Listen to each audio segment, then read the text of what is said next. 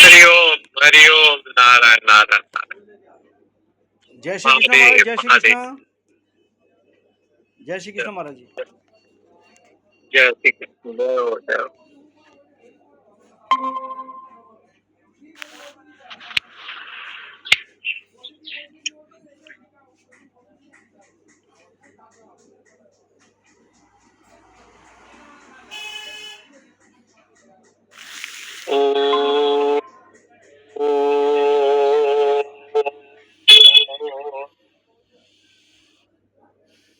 ओम पूर्णमदः पूर्णमिदं पूर्णात् पूर्णमुदच्यते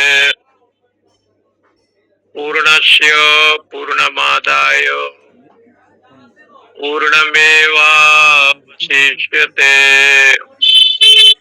ओम शांति शांति शांति। शंकरं शंकराचार्यं केशवं बादरायणं सूत्रभाष्य कृतो वंदे भगवन्तो पुनः पुनः। ईश्वरो गुरुरात्मेति मूर्तिभेद विभागिने व्योमवद्व्याप्तदेहाय दक्षिणामूर्तये नमः। ओम शांति शांति शांति। श्री राम जय राम जय जय राम। श्री राम जय राम जय जय राम। श्री राम जय राम जय जय राम। श्री राम जय राम जय जय राम। श्री राम जय राम जय जय राम। श्री राम जय राम जय जय राम। मैंने फोटो भेजा ब्रासलेट का। श्री राम 6-7 ग्राम जय राम जय जय राम। श्री राम जय राम जय जय राम। श्री राम जय राम जय जय राम। श्री राम जय राम जय जय राम। वो गोल्ड भेज देना, ठीक है। श्री राम जय राम जय जय राम। श्री राम जय राम जय जय राम। अलग साइज सबका। यस्तु सर्वाणि भूतान्य आत्मन्येवानुपश्यति सर्वभूतेषु चात्मानं ततो न विजुगुप्सते। ईशावास्योपनिषद वाजसनेय संहिता के अंतर्गत 40वां अध्याय का ये मंत्र भाग है, ज्ञान कांड। जिनमें बड़े भाव से और विस्तार पूर्वक वर्णन किया कि तद दूरे तदऊ अंतिके। यूं कहो तो भगवान आत्मा ईश्वर नाम तो भिन्न भिन्न है, लेकिन तत्व तो एक है। डाई वाले को व्हाट्सएप कर ईश्वर शब्द का भी प्रयोग बन जाएगी। प्रसंग के अनुसार कहीं पर अनुशासन के रूप में है, वो यू वाला डाई काटा नहीं, वो ये वाला कहीं कहीं ऐश्वर्य के रूप में है। काटा क्यों नहीं? इस ऐश्वर्य धातु से एक धातु है व्याकरण में, इस ऐश्वर्य यू व्हाट्सएप कर उनसे बरच प्रत्यय करने पर ईश्वर शब्द बनता है। उसका अर्थ है इष्टे इति ईश्वरः,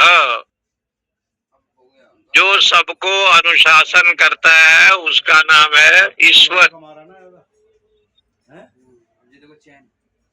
और तो भिराग नहीं था डाई वाले को कहीं कहीं प्रसंग के अनुसार जो ईश्वर है हिरण्यगर्भ है, यार ऊपर छोड़ने का किसान को विराट है, अवस्था को लेकर के वर्णित है। जागृत अवस्था, स्वप्न अवस्था, सुषुप्ति अवस्था, तीनों अवस्था के विश्व तेजस प्राज्ञ के जो अभिमानी देवता हैं, इनको क्रम से ईश्वर कहीं कहा, विराट कहा, हिरण्यगर्भ कहा। वेदांत में एक शब्द आता है सूत्रात्मा, और सूत्रात्मा शब्द भी हिरण्यगर्भ ब्रह्मा का वाचक है। ब्रह्मा जी का एक दूसरा नाम है हिरण्यगर्भ, भी शास्त्रों में बताया है।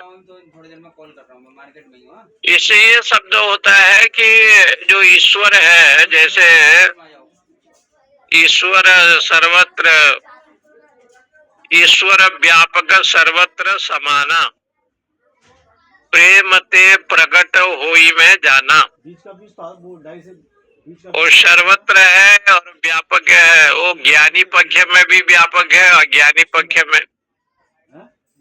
लेकिन यहाँ जो उपनिषद में कहा तद दूरे तद अंतिके, वो बहुत दूर भी है और बहुत पास में भी है। मशीन का है तो इसका मतलब ये हो गया कैमरा देखिए ओए कि सत्संग, ज्ञान, वैराग्य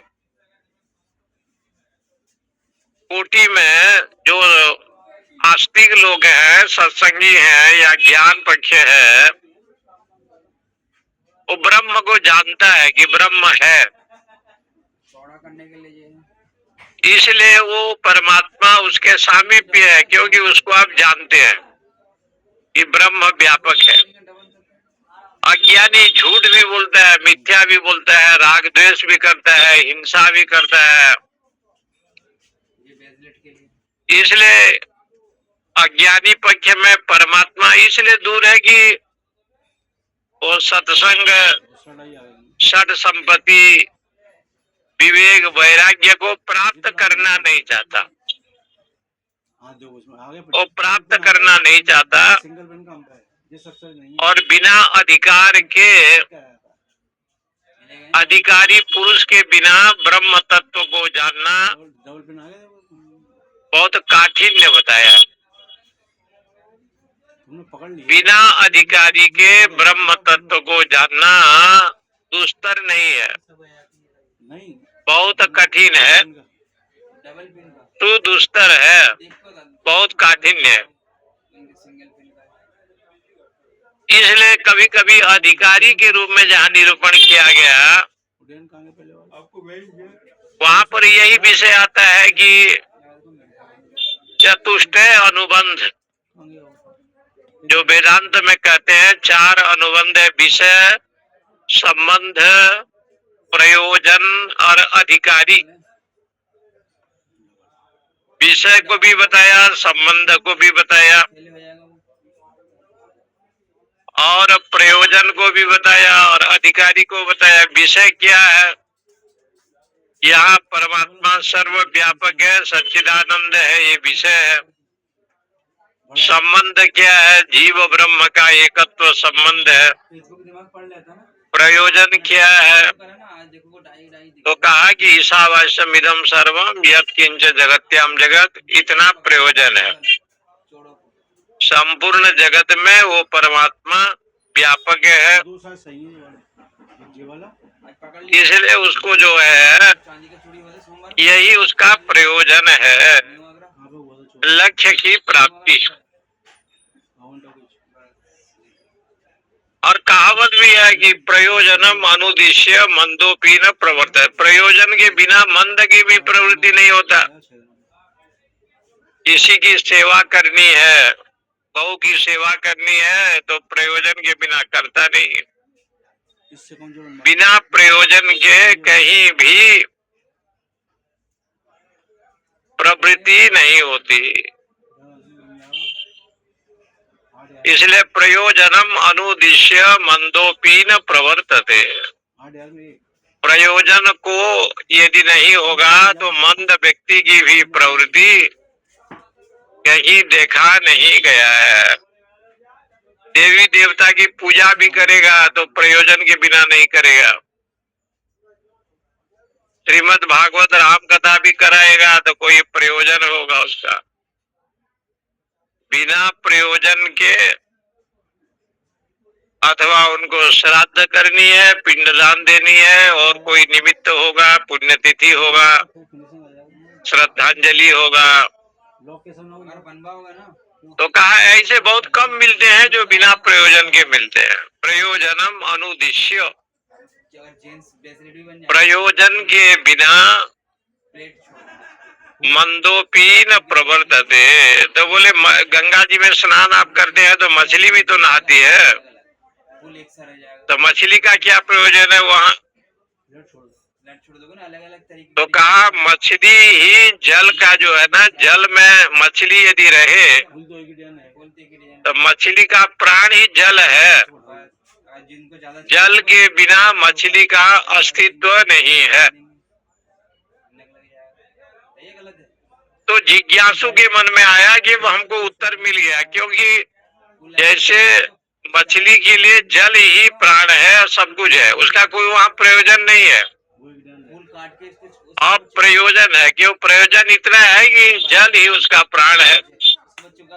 जल के बिना मछली का अस्तित्व नहीं है। इसी प्रकार से अखंड चेतना जो ब्रह्म है, उसके बिना प्राणी का कोई भी प्रयोजन नहीं है, प्राणी का कोई अस्तित्व नहीं है। उस परमात्मा के बिना हम लोग आप लोग का कोई अस्तित्व नहीं है, बस इतनी जानना है। यही उसका अधिकारी है। अधिकारी शब्द की व्याख्या यही है कि आप उसके अधिकारी हैं। षड संपत्ति आपके पास है, षड संपत्ति में कोई भी संपत्ति है तो आपके पास है। इसलिए दोनों विषय को यहाँ लिखा, तद्दूरे, जो अज्ञानी कोटि के लिए वो परमात्मा दूर में है और ज्ञानी कोटि के लिए पास में है। इसका मतलब वो जो ब्रह्म है वो तो व्यापक है ना। बोले अज्ञानी हो ज्ञानी हो, बोले अज्ञानी नहीं जानता है ये दूर की बात है, और ज्ञानी जानता है ये पास की बात है। हृदय में परमात्मा बैठा है, आप जानते हैं, ज्ञानी है। और एक व्यक्ति वो जानता नहीं है, वो गंगा गया, अयोध्या, काशी, मथुरा में ईश्वर को ढूंढ रहा है कि वहां मिलेगा। ये अज्ञानता का कारण है। हृदय देश में परमात्मा बैठा है, भगवान बैठे हैं सच्चिदानंद रूप में। ऐसे स्थिति है और आप जानते हैं तो आप ज्ञानी हैं। और आप केवल इतना ही मान लेते हैं कि ये तुलसी के पेड़ में बैठा है, बेल के वृक्ष में बैठा है, आंवले में बैठा है, या काशी में है, गंगा में है। तो ऐसे जानना, इसलिए कहा कि जो मूर्ति पूजा में केवल जो लोग करते हैं और मूर्ति को ही सब कुछ मानते हैं, उनका जो मूर्ति है वही ही भगवान है, वही ईश्वर है, वही राम कृष्ण है।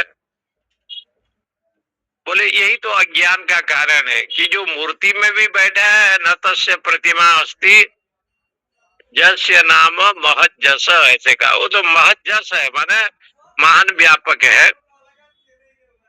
इस बात को सिद्ध करने के लिए ये छठवां मंत्र का प्रयोग यहाँ वेद भगवान ने की। यस्तु सर्वाणि भूतानि आत्मनि एव अनुपश्यति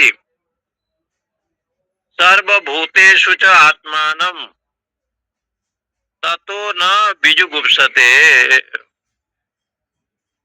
यस्तु सर्वाणि भूतानि आत्मनि एव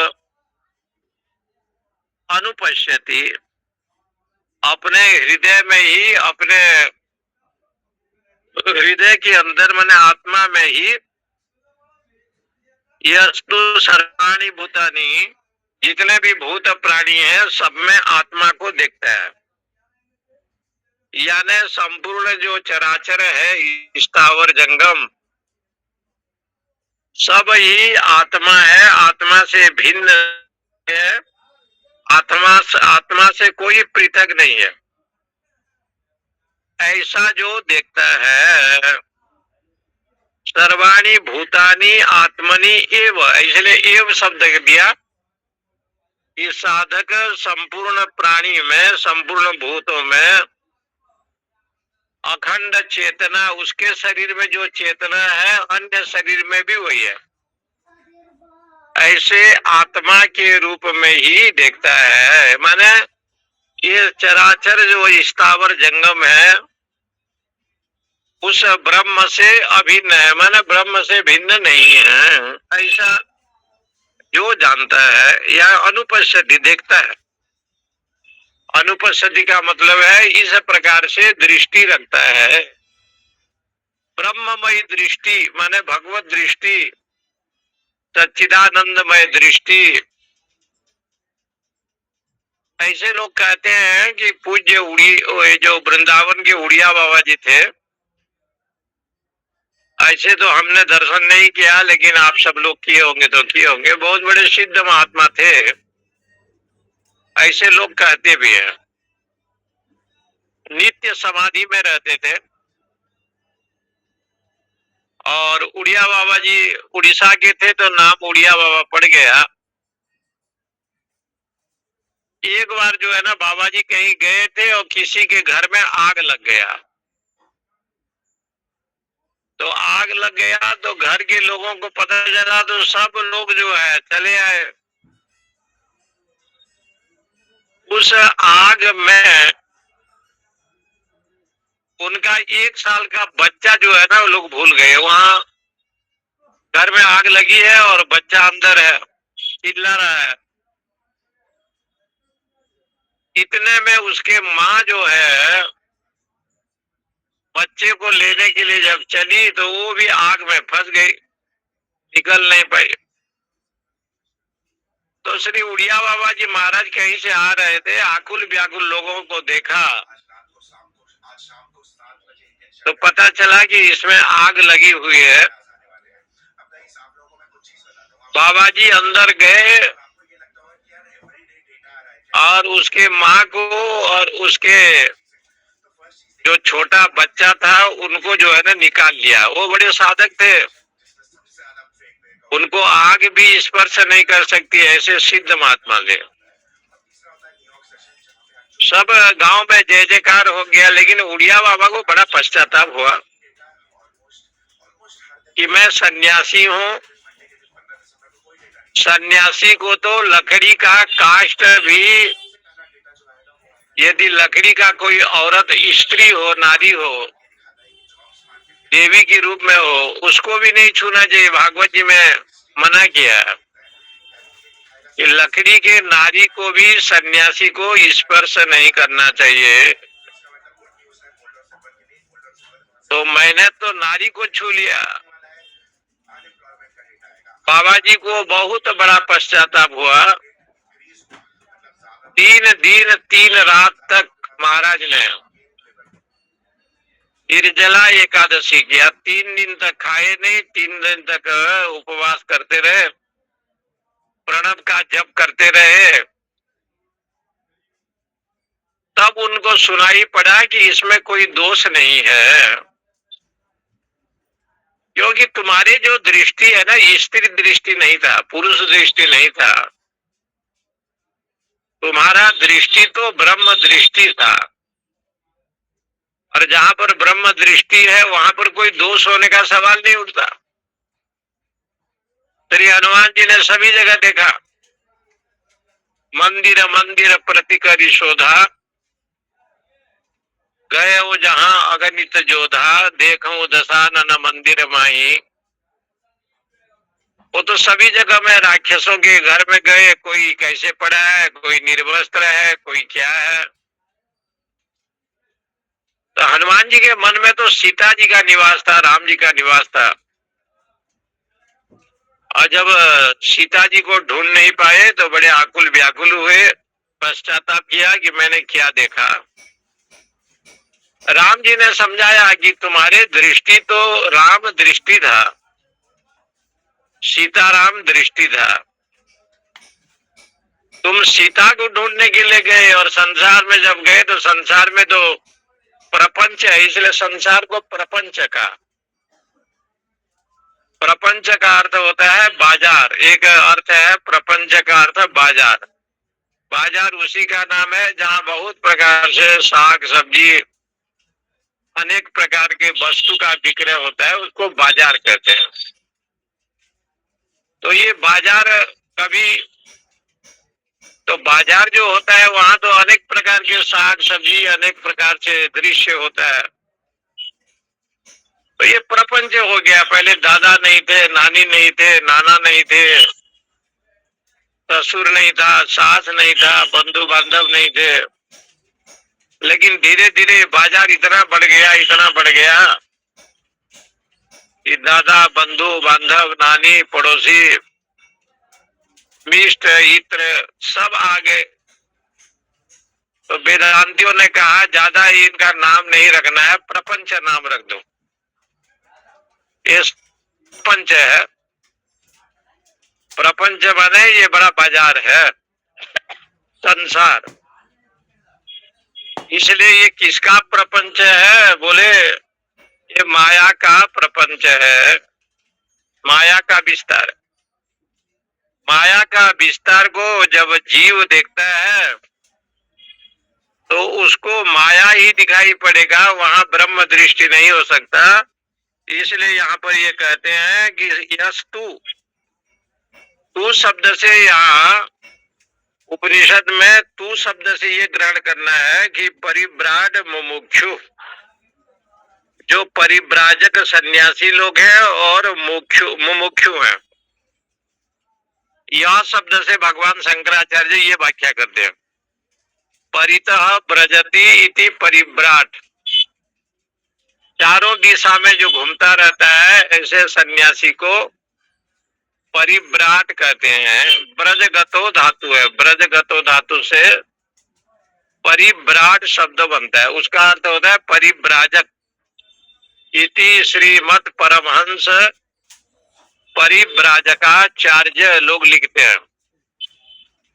श्रोत्रिय ब्रह्मनिष्ठ इतना तो शास्त्रों में है ही।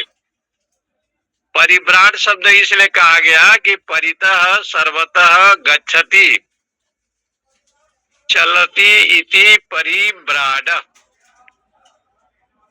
चारों दिशा में वो घूमता है, चारों दिशा में घूमता है। शंकराचार्य भगवान ने चारों दिशा में जब वो परिभ्रमण किए तो सनातन धर्म की परंपरा में ये नियम बनाया, कोई भी शंकराचार्य समुद्र को पार करके कहीं नहीं जाएगा, समुद्र के अंदर रहेगा और समुद्र को पार नहीं करेगा। इसलिए आज भी शंकराचार्य पद पर जो लोग बैठे हैं,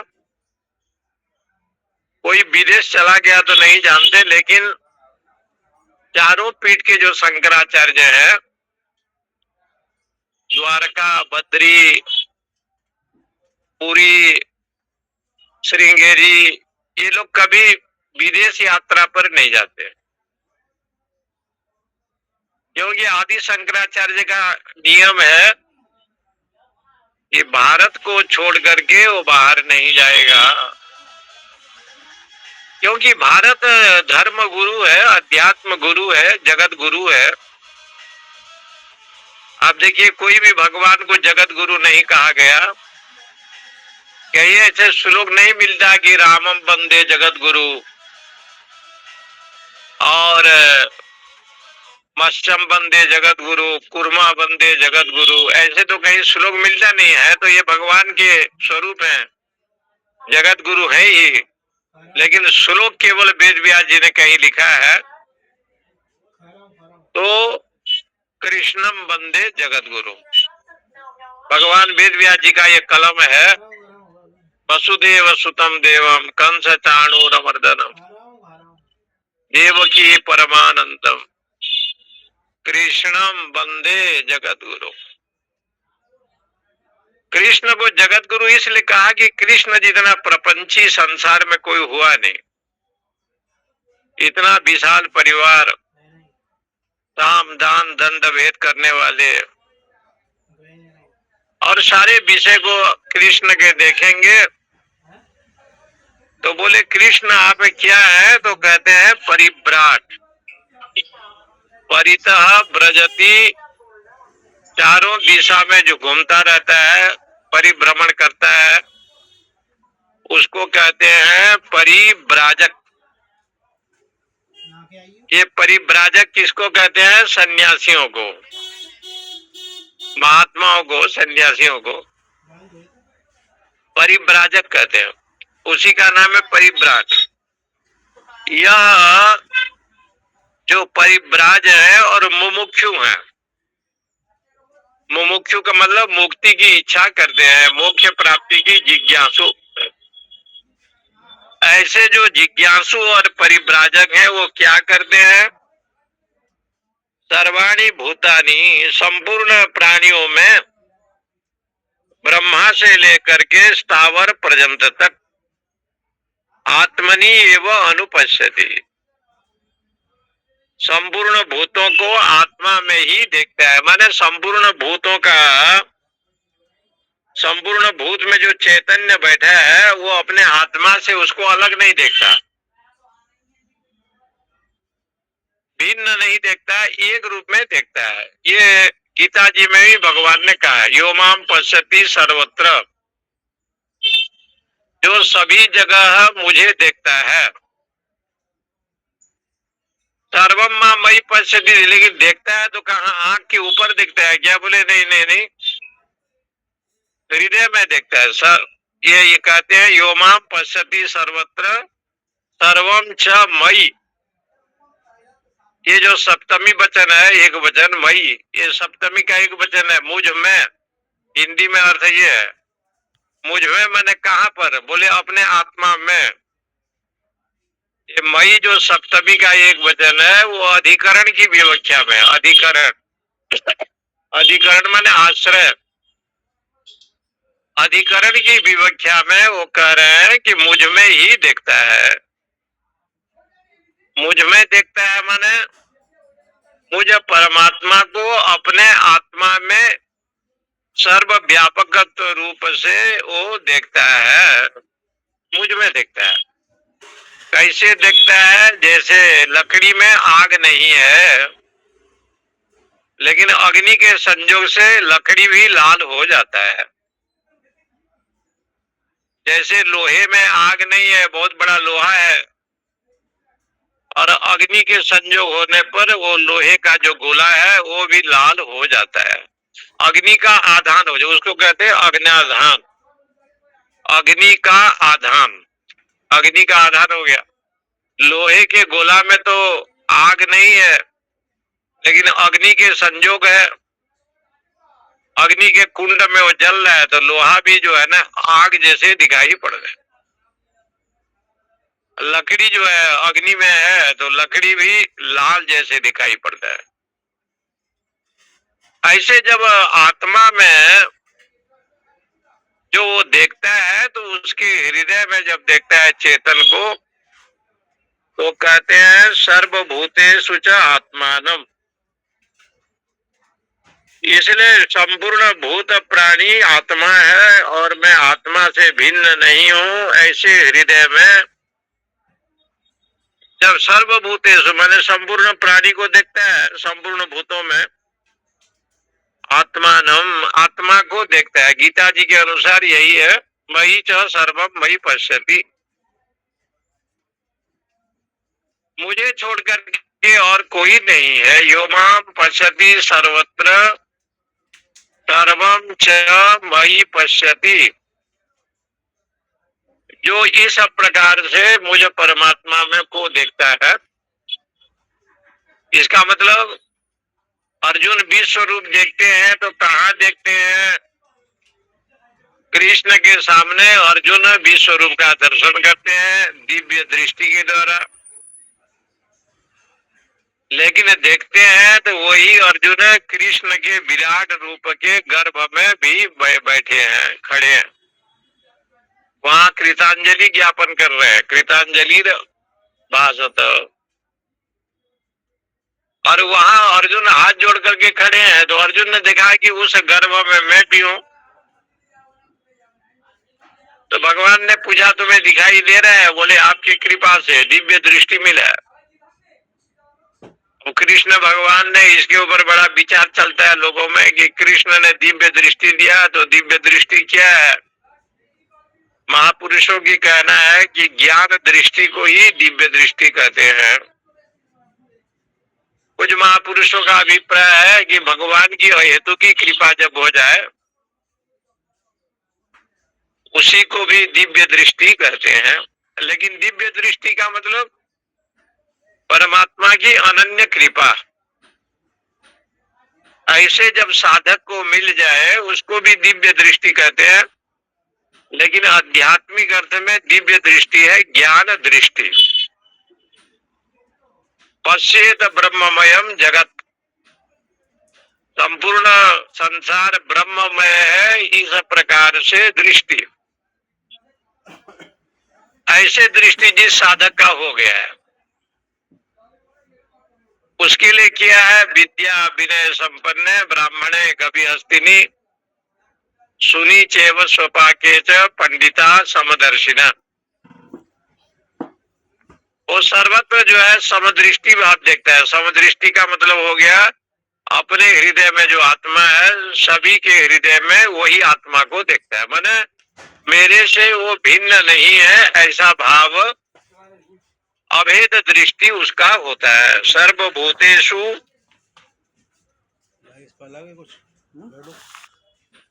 पूर्ण भूतों में आत्मा को देखता है, यानी जितने भी भूत प्राणी हैं उसमें जो आत्मा है उस आत्मा को अपना ही आत्मा मानता है, माने जानता भी है।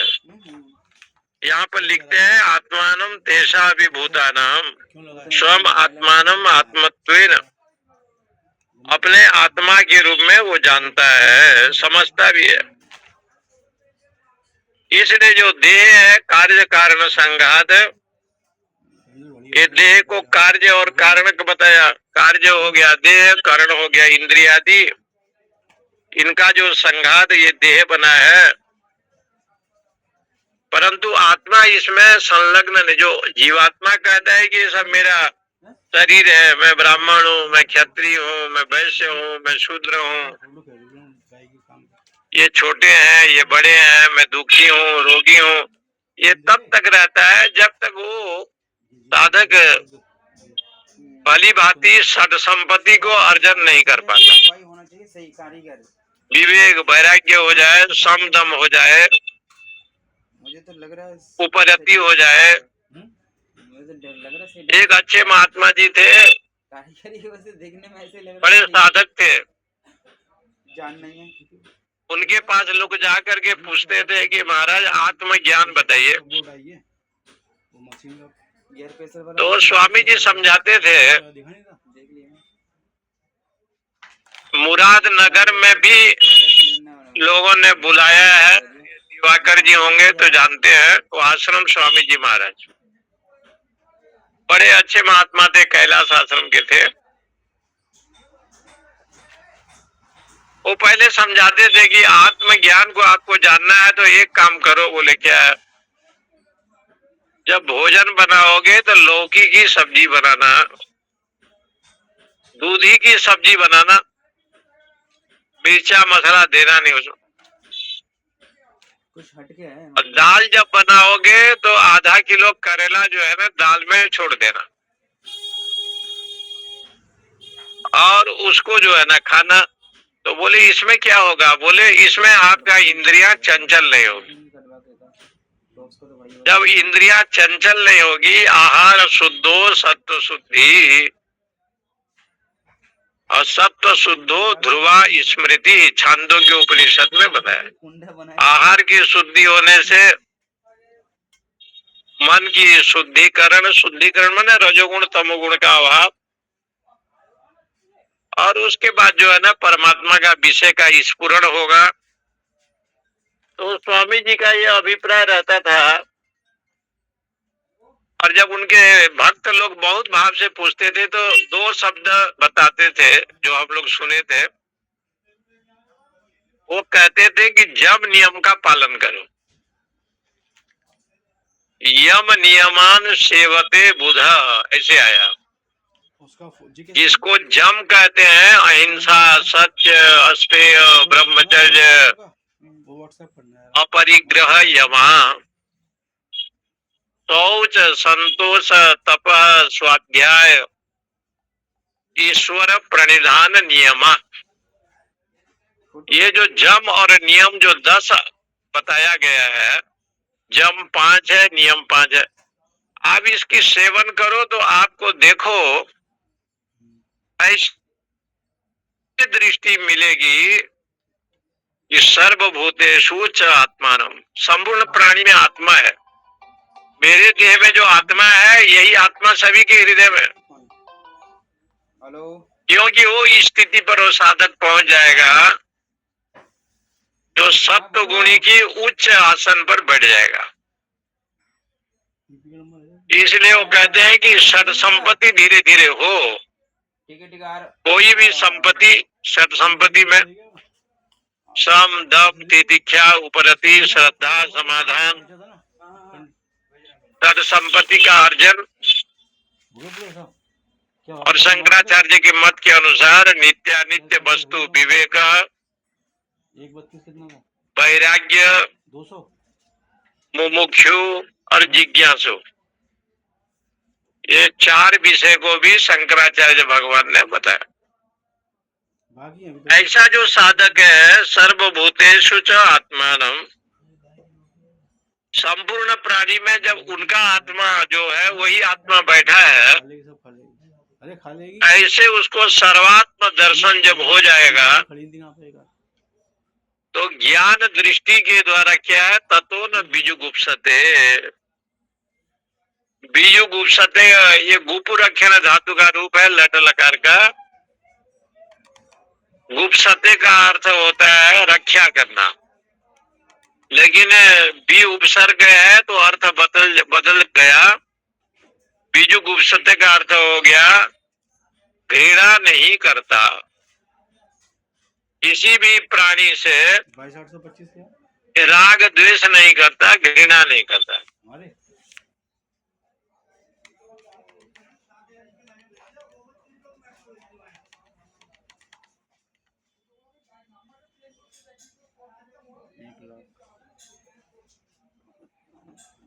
बसहु अनुदिन अनुग्रह तोरे, मैं सेवकर, मेरे भगवान के चरणारविंद का ही मैं आश्रय लेता हूँ, और भगवान कहीं दूर नहीं है। इसलिए महात्मा का अभिप्राय हमेशा बना रहता है, ना हम बसा वैकुंठे। अब वैकुंठ ढूंढने के लिए क्यों जा रहे हो? वैकुंठ को तो देखे भी नहीं है। वैकुंठ तो है, लेकिन आप वैकुंठ में क्यों ढूंढ रहे हो? क्योंकि वैकुंठ में भी भगवान रहते हैं, तो उनके द्वारपालों को असुर होना नहीं पड़ता। समय ऐसे आया कि जय विजय को भी रावण, कुंभकर्ण, दंतवक्र, शिशुपाल, क्या क्या असुर बन गए। आवाज आती है। इसलिए विद्वानों का मत है कि वैकुंठ में ढूंढो नहीं, और वैकुंठ में आप ढूंढने चले तो वैकुंठ में भी उनके द्वारपाल है जो तमोगुणी वृत्ति से रह रहे हैं। सनकादि ऋषियों के श्राप हुआ तो उनको असुर जन्म लेना पड़ा। योगी नाम हृदय न जो योगी के हृदय में होंगे, बोले वहां भी नहीं है। योगी के हृदय में केवल भगवान बैठे रहते तो ये ऋषि लोग इतना श्राप नहीं देते। विश्वामित्र ऋषि मेनका को देख करके वशीभूत नहीं होते। वशिष्ठ ऋषि पुत्र की मृत्यु पर शोक नहीं करते। इसलिए कई दोष दिखा दिया। बोले जोगी के हृदय में जो आत्मा बैठा है वो आत्मा तो आपके हृदय में भी है ना, अलग नहीं है।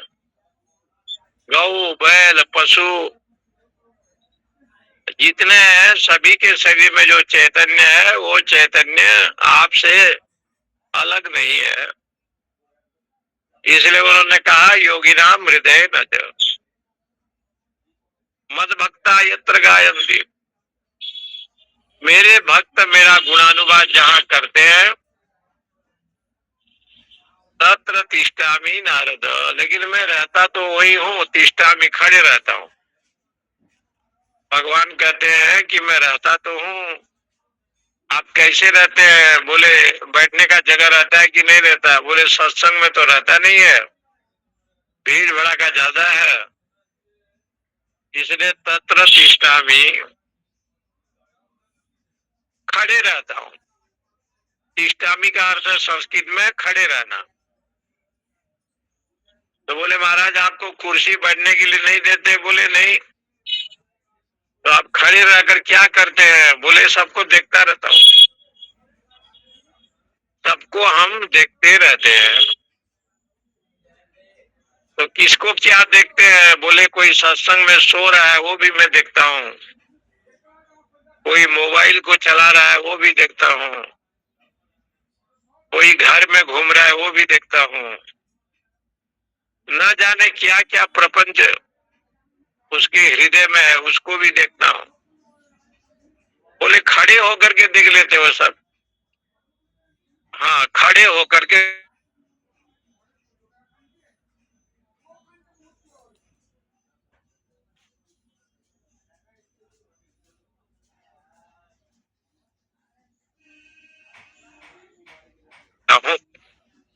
वहां निवसामी कहते संस्कृत में, तो अर्थ हो जाता है कि मैं बैठता हूँ। बोले आप खड़े रहते हैं तो आपको बैठने के लिए जगह नहीं मिलता है क्या? बोले नहीं मिलता है। मैं बैठने के लिए जब जाता हूँ तो बैठने का जो जगह है ना वो बंद रहता है, जा नहीं पाता। बोले आप कहाँ बैठना चाहते हैं? तो कहा बैठना तो हम चाहते हैं लेकिन वहां हमको जगह नहीं मिलता। सदा वसंतम हृदयारविंदे भवम भवानी सहितम नमामि कर्पूर गौरम करुणावतारम संसार सारम भुजगेन्द्रहारम सदा वसंतम हृदयारविंदे। हृदय के अरविंद में मैं बैठना चाहता हूँ, लेकिन हृदय तो है नहीं वहाँ। किसी का हृदय मन कहाँ कहाँ घूम रहा है। बड़ा अच्छा भाव दिया।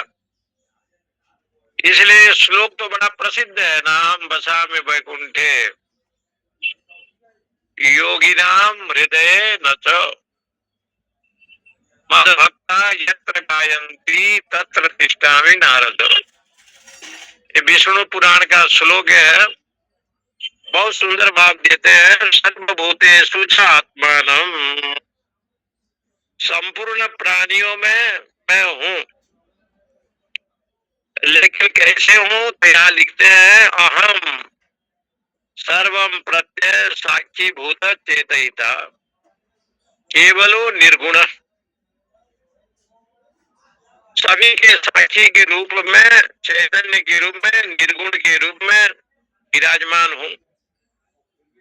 और इस प्रकार से चराचर में सर्वभूतेषु च आत्मानम, स्थावर पर्यंत तक संपूर्ण भूतों में आत्मा के रूप में हूँ। जो गीता जी में कहा गया, यो माम पश्यति सर्वत्र सर्वम च मयि पश्यति तस्याहम न प्रणश्यामि तच्च में न प्रणश्यति। जो इस प्रकार से देखता है तस्याम न प्रणश्यामी, उसका मैं विनाश होने नहीं देता। यदि किसी कारण से यदि उनके मन में विक्षेप आ गया, कोई कष्ट आ गया, तो मैं उसका खंडन करता हूँ।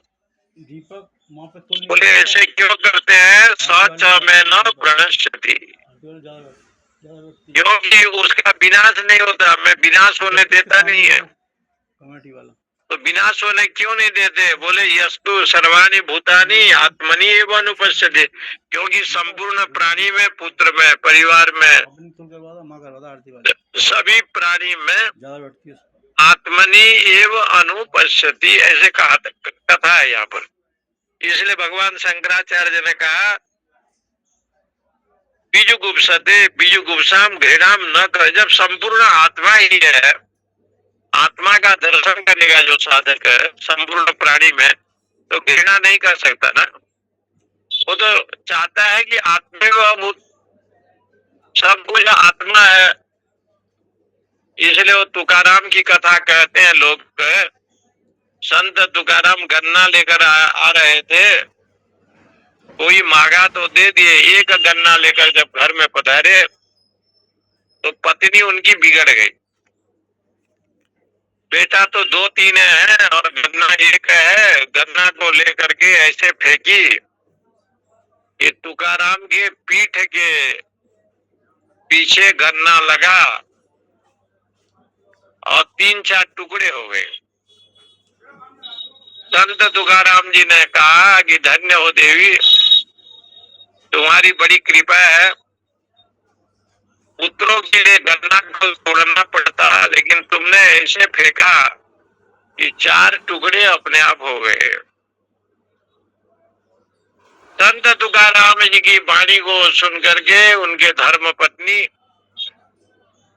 कहा, उमा यहाँ संत के बड़ाई, मंद करत जो करही भलाई। मंद करने पर भी ये भलाई कर रहे हैं। इतना मैंने कष्ट दिया तब भी वो नाराज नहीं है, मेरा अवगुण को नहीं देख रहा है, ये महापुरुष है। तो उनकी धर्म पत्नी ने प्रणाम किया तुकाराम जी को, कहा कि आप महान हैं और आपके जीवन में कोई राग द्वेष नहीं है, कोई अवगुण भी नहीं है। इसलिए देखिए सप्तशती में राग द्वेष कितना विशाल है, कितना बड़ा है। जहां भी आप पढ़ेंगे रूपम देहि, जयम देहि, यशो देहि, भगवती को हमेशा कहा गया कि आप मुझे रूप देना, यश देना और यश भी देना, कीर्ति भी देना, लेकिन द्वेषो नहीं, राग द्वेष मत देना। माता जी को कम से कम कई बार ये शब्द से कहा गया कि हे भगवती मुझे सब कुछ दो, बहुत सुंदर रूप भी दे देना, कोई बात नहीं है। रूपम देहि, जयत्वम देवी चामुंडे, जय भूतारती हारिणी, रूपम देहि, जयम देहि, जय देना, विजय देना, यश देना, लेकिन राग द्वेष नहीं देना। राग द्वेष को इसलिए वो माता जी से वो प्रार्थना करता है कि राग द्वेष के ऐसे विषय है जो मनुष्य को भी दो फाड़ कर देता है और घर को टुकड़ा टुकड़ा कर देता है और जीवन को अशांत कर देता है। जिनके घर में राग द्वेष जीवन में होते हैं उनके घर में वो अशांत चित्त से रहता है, शांति नहीं होता। इसलिए हमेशा राग और द्वेष की नाश हो, इसके लिए यहाँ जगदम्बा से प्रार्थना की गई। और माता जी को कहना पड़ गया अहम ब्रह्म स्वरूपिणी, मैं ही ब्रह्म हूँ, ब्रह्म विद्या मैं हूँ। तो यहाँ पर इस बात को लिखते हैं बीजुगुप्सते बीजुगुप्साम घृणाम न करोति। यहाँ देखो, इसलिए जब आत्म दर्शन के अधिकारी हो जाता है तो किसी से वो बीजुगुप्सा नहीं करता, माने घृणा नहीं करता। जैसे भक्त प्रहलाद जी को बहुत दुख हुआ, दंड दिया, कष्ट भी मिला, लेकिन हिरण्यकश्यप के प्रति कभी राग द्वेष प्रहलाद जी ने नहीं किया। नरसिंह भगवान ने जब उनको कहा वरदान मांगो, तो कहा पिताजी के दोष को क्षमा करना। इसलिए घृणात्मनो अन्य दुष्टम पश्चातः भवति, बड़ा सुंदर लिखा। घृणा जब व्यक्ति करता है तो दूसरे के दोष को देखता है। बोले दूसरे के दोष को तो देखता है, अन्य दुष्टम पश्यति, बोले दूसरे के दोष को देखने पर स्वयं दोषी बन जाता है। शंकराचार्य भगवान ने भाष्य में लिखा है, घृणात्मनो, जो लोग घृणा करते हैं अपने से भिन्न को, किसी व्यक्ति को, तो घृणा करने से क्या होता है? बोले अपना दृष्टि जो है ना पहले खराब होता है, अपना दृष्टि जो है दूषित हो जाता है। जिसके ऊपर राग द्वेष करता है वो तो दूषित है ही, लेकिन स्वयं जो दृष्टि पहले जो दूषित हो जाता है, आत्मनि एव अत्यंत विशुद्धम, इसलिए जो विशुद्ध चित्त वाला परमात्मा है, आत्मा है, मैं हूं, तो पहले अपना दृष्टि को जो है ना वो नाश कर देता है। इसलिए ज्ञानी जन, विवेकी जन, महापुरुष लोग अपने दृष्टि को विशुद्ध रखते हैं, ऐसे कहा। माने विशुद्धम निरंतर पश्यतः न घृणा निमित्तम, अंतःकरण को हमेशा पवित्र रखते हैं, अंतःकरण में अपवित्र भाव नहीं रखते। संत विशुद्ध मिलहि परिते ही, चितव ही राम कृपा करिजहि। जीवन मुक्त महामुनि जेऊ, हरि कथा सुनहि निरंतर तेऊ। वो संत तुलसीदास जी ने 2-4 पंक्ति में बहुत सुंदर लिखा, संत विशुद्ध मिले ही परिते ही। विशुद्ध महापुरुषों का दर्शन अपने आप हो जाता है। चितव ही राम कृपा करिजहि, जब भगवान का कृपा हो जाता, परमेश्वर का अनुग्रह हो जाता है। इसे कहते हैं कि ऐसे जो दृष्टि को दूषित करने वाला है राग और द्वेष, इसको छोड़ो। इसलिए न घृणा निमित्तम, और ज्ञानी में ये होता नहीं है। आसक्ति जो भाव है, राग है, देह में आप आसक्ति करते हैं तो देह तो नाशवान है, जिर्जर हो जाएगा, जर्जर हो जाएगा, क्षणभंगुर है। एक दिन बाल जो है ना पक जाएंगे, दांत चले जाएंगे। देहासक्त होना, इसलिए मेरे पुत्र, मेरे परिवार, ये शास्त्रों में जो विधान किया है, देहासक्त हो जाता है तो धर्म और भगवान को छोड़ देता है। ये देहासक्त एक ऐसे शास्त्र में बताया है कि देहासक्त जब हो जाए धृतराष्ट्र जैसे, तो श्री कृष्ण को भी नकार दिया उन्होंने। भीष्म जैसे महापुरुष को नकारा, गीता जी को नकारा, क्योंकि देहासक्त। इसलिए देहासक्त जितना होगा उसी को राग कहते हैं। राग माने आसक्त, और उसके बाद द्वेष होता है।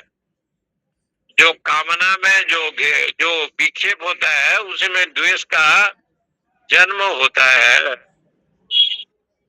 इसको कहते हैं सुंद उपसुंद न्याय। एक न्याय आता है संस्कृत में, सुंद उपसुंद न्याय। 2 असुर थे, सुंद और उपसुंद। दोनों ने ब्रह्मा जी से वरदान मांगा, हमको अमर कर दो। ब्रह्मा जी ने कहा अमर नहीं हो सकते। तो कहा कि ऐसे करो, ऐसे वरदान दो कि हमारे दोनों भाई जब लड़ाई झगड़ा होगा तब हमारा मृत्यु होगा, राग द्वेष होने पर। ब्रह्मा जी ने हाँ कर दिया, और दोनों भाई का बहुत प्रेम था, प्यार था। सब देवता चिंतित हो गए कि इनको लड़ाई झगड़ा कौन करावे। तो उस समय की अप्सरा तिलोत्तमा जो बहुत दिव्य सुंदर थी, वो इनके राज्य में आई। सुंदर से कहा कि देखो भाई, तुमसे हम शादी करना तो चाहती है, लेकिन तेरा छोटा भाई हमको करने नहीं देता। छोटे के पास जाकर के, उपसुंद के पास जाकर के कहा कि विवाह तो तुमसे हमारी इच्छा है, लेकिन ये तुम्हारा छोटा भाई, बड़ा भाई, ये ठीक नहीं है। एक तिलोत्तमा के चलते ऐसे दोनों में युद्ध हुआ, और ब्रह्मा जी का वरदान था कि आपस में जब युद्ध होगा तो मृत्यु हो जाएगा, दोनों मारे गए। इसको कहते हैं सुंद उपसुंद न्याय। संस्कृत में एक न्याय है, सुंद उपसुंद। आपस में बहुत प्रेम था। एक देवी ने जो है ना, राग द्वेष को जन्म कर दे दिया। इसलिए शास्त्रों में बार बार ये चिंतन किया गया है कि पश्यतः न घृणा निमित्तम। तब से नारियों का नाम पड़ गया दारा। ये दारा शब्द का प्रयोग पहले नहीं हुआ करता था। दारा स्त्रीलिंग में देवियों को कहते हैं, स्त्रीवाचक शब्द है दारा शब्द। दारा इसलिए नाम पड़ गया कि दो भाई हैं, बड़े प्रेम से रहते हैं, और दोनों भाई में कड़वापन आने का जो लक्षण है वो दारा ही करता है, नारियां ही करती है। इसलिए पाणिनि जी ने कहा इनका नाम रखो दारा। प्रियते भ्रातरे एवि। दोनों भाई को जो फाड़ दे, दो दो टुकड़ा कर दे, इसी का नाम हो गया दारा। इसलिए दारा शब्द का प्रयोग संस्कृत में किया गया। ये सुंद उपसुंद न्याय से किया गया। सुंद और उपसुंद राक्षस थे, बड़े सुंदर थे, परंतु उसको कड़वा कराने वाला तिलोत्तमा अप्सरा, उसी को यहाँ पर लिखते हैं कि घृणा किससे होता है। तो कहते हैं पश्यतो विशुद्धम निरंतरम पश्यतो न। जब चित्त विषय भोग में जाता है तो राग द्वेष का जन्म होता है, और जो स्वजन है, ज्ञानी जन है, वो विशुद्ध चित्त होने से उसमें कोई घृणा का कारण नहीं बनेगा, क्योंकि वहां विषय की कोई कामना नहीं है। अर्थांतरम अस्ति इति प्राप्तम एव ततो न बीजगुप्सते। क्योंकि योग क्षेम का वहन तो भगवान करते हैं ना, शास्त्र के अनुसार। जब योग क्षेम का वहन परमात्मा स्वयं करने के लिए कहा है, अनन्य चिंतयन्तो माम ये जना पर्युपासते तेषाम नित्याभियुक्तानाम योगक्षेमवहाम्यहम्। जब स्वयं परमेश्वर योग क्षेम का वहन करता है, तो जो सज्जन महापुरुष होते हैं वो घृणा क्यों करेंगे। ततो न बीजगुप्सते। घृणा का विषय कब बनेगा, जब द्वैत बुद्धि होगा, द्वितीय आ जाएगा, अद्वितीय में नहीं होता। जब द्वितीय लक्षण आएगा, द्वैत भाव होगा, तब तो घृणा होगा, और ज्ञानी में होता नहीं। एकमेव अद्वितीयम, केवल ब्रह्म को ही देखता है, परमेश्वर को छोड़ करके अन्य उसकी दृष्टि नहीं जाती ना। सर्व खलु इदम ब्रह्म नेह नानास्ति किंचन, ऐसे भाव रखता है। इसलिए अद्वैत में तो घृणा होगा नहीं। घृणा का विषय केवल द्वैत में बनेगा। इसलिए यहाँ पर कहते हैं ततो न बीजगुप्सते।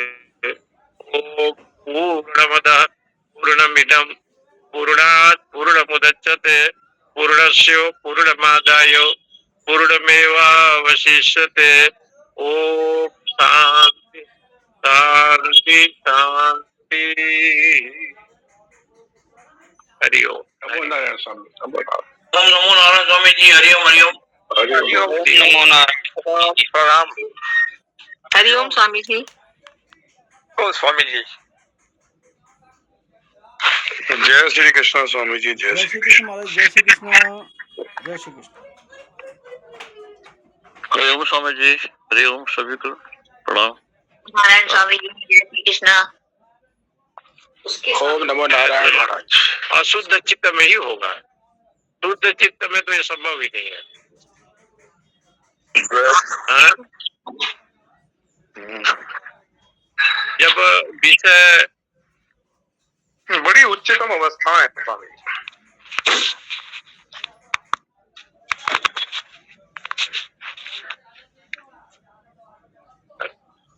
आत्मदृष्टि में तो गिरना नहीं हो पाएगा।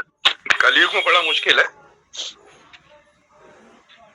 हाँ वो तो है ही, कलियुगी जब बनेंगे तब ना। आप लोग तो सतयुगी के लोग हैं ना इस समय। हाँ, लेकिन फिर भी आ जाता है भाव। नहीं नहीं, कलियुगी जब सत्संग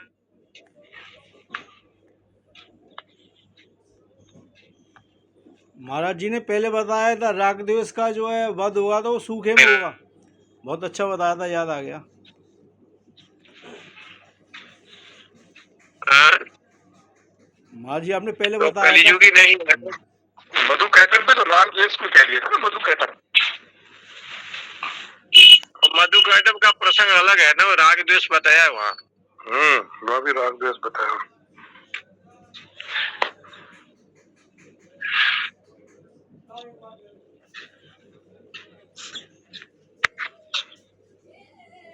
ये उत्सर्ग लगा था तो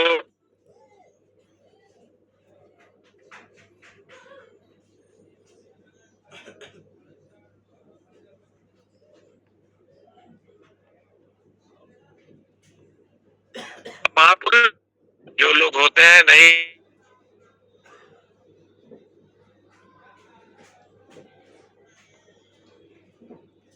आवाज कट रही है स्वामी जी। जय श्री कृष्ण।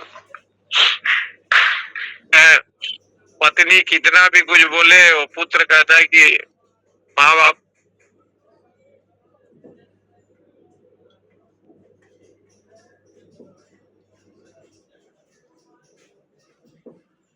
नहीं हो पाए। ऐसे भी संसार में है बहुत अच्छे अच्छे